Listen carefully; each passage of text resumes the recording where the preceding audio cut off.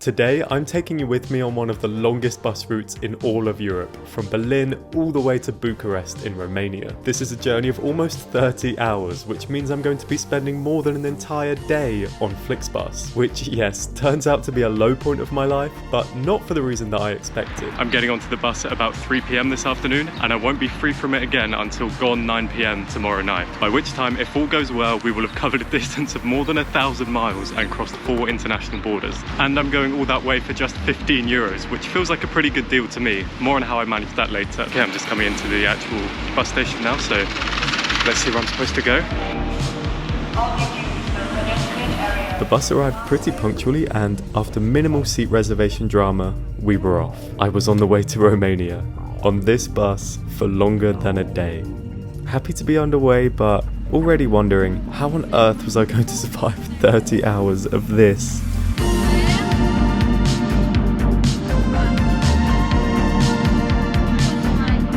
We're coming into the first stop of the day, Leipzig, aka Leipzig, aka the thinking man's Berlin. Thankfully I've been to the station here in Leipzig before, so I just made a quick run to the toilet. Luckily I had €1 worth of change on me, but at least I got to use a bathroom that wasn't moving, maybe for the last time in a while. Despite our driver's best efforts, we just about left Leipzig with everyone on board again and carried on. But not for that long. 10 minute pauză chiar în dreapta, dumneavoastră toaletă dacă aveți nevoie. 10 minute break. Bus refuel break. I'm going to make a start on the human fuel for the journey as well. Thank you, please, thank you. With Dresden also checked off the list. 2 stops down, 15 to go. We exited Germany and continued through to the Czech Republic, where I enjoyed the first of 2 sunsets that I'd be witnessing from this seat.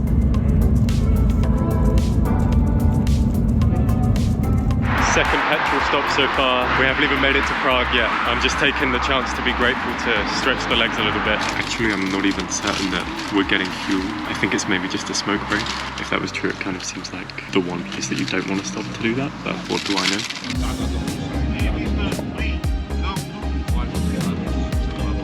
The city of Prague at night is obviously beautiful, but after that, the pitch-black drive through the night to Slovakia was horrendously boring and honestly seemed to go on forever, with the only entertainment coming every hour or so when the lights were turned on for a smoking/arguing break.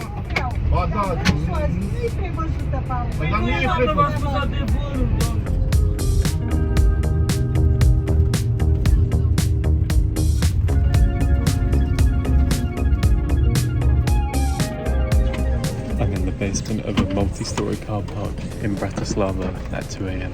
Interesting. Just the 19 hours to go. Mercifully though, after Bratislava, there was not that many hours of darkness left to push through, with the first glimmers of daylight coming just in time to illuminate our crossing of the Danube in Budapest.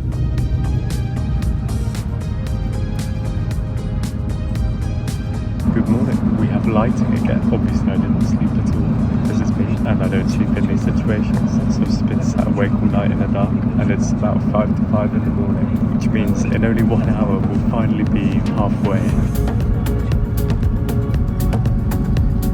Another break. I'm just happy that we have sunlight back. It was so dark in there. We're crossing all the way through Hungary now towards our final border of the day, and I think the first and only actual border of the day, the border with Romania, is a non-Schengen one. I also have a little treat that I'll show you when I get back on the bus that I've been saving for myself for when the sun came up today, because I guess you've got to kind of appreciate the little things that happen on days like this.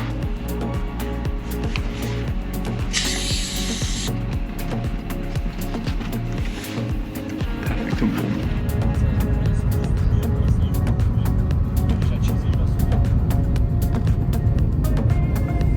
The queue for passport checks at the Romanian border meant a pretty long wait, which wouldn't have been so bad if the sun wasn't beginning to cook me at this point, or if anyone on board had bothered to buy some headphones at any of the 4,000 petrol stations that we'd stopped at so far. I was just trying to get through it at this point, clinging on to the fact that I'd only paid about $15 to travel this whole way. In an attempt to stay afloat in 2020, Flixbus was selling these vouchers that could be redeemed on any future bus journey for the next 3 years, and I bought a bunch of them, which I've since mostly spent on other trips, like when me and Jana went to Vienna and Venice last year. But when I saw that I only had a couple left, I tried to see what's the furthest that I could get with one of them, which brings us to this video of a grown man sacrificing his sleep cycle and general well-being in an attempt to get to Romania as cheaply as possible. Presumably though, everyone else on board had paid full price, which I couldn't really understand. If anyone can tell me why coaches like this still sell out at 90 to 100 euros when flying is so much cheaper, I would love to know. Thankfully, I was eventually admitted into Romania, even if you'd never know from this sorry excuse for a stamp, and we made our way to Arad, the first stop on the Romanian side with minimal cigarette breaks. Somebody's baby had decided that they were done with the whole thing. A sentiment that I definitely agreed with, but I was trying to look on the bright side.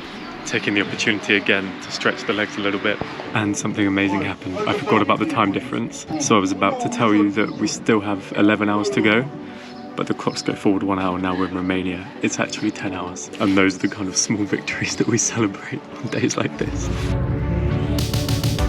Now that the border crossing was done and the first glimpses of Romanian countryside were rolling in, I let myself believe that all of the drama and delay was over, but life was about to throw that assumption right back in my face.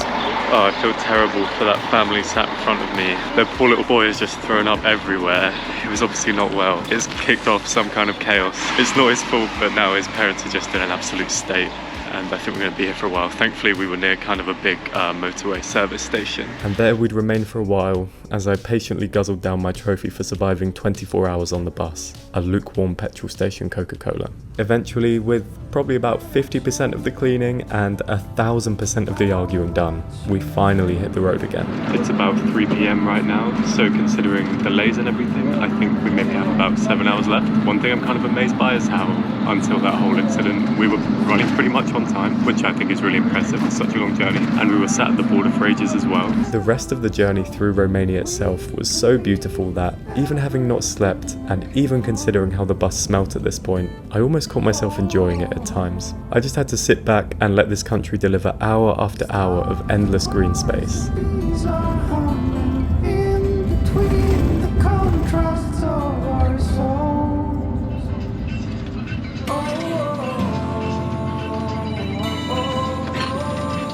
By the time this part of the country gradually gave way to the equally gorgeous mountainous section around Brasov and some tight corners that I'm sure Pukey Kid and Screamy Baby were absolutely loving, the start of my second sunset on this bus signalled the home straight.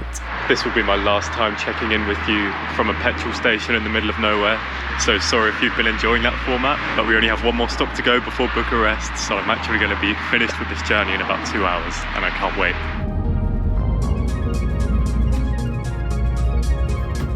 By the time we hit the city of Bucharest, it was all good vibes on board. The driver and the dad of the sick child called a truce and shook hands, and all of those who'd been on board since Germany excitedly braced themselves for the big moment. The lights coming on, indicating that we were pulling into a stop. Our final stop. It was done. All 32 hours of it in the end. I'm not on the bus anymore. I'm free. It's over. I feel like my horizons have expanded a lot in the last 30 seconds. I made it all the way to Eastern Europe without flying. Would I do it again if I had to pay full price? No. Would I do it again if I got the same discount again? No.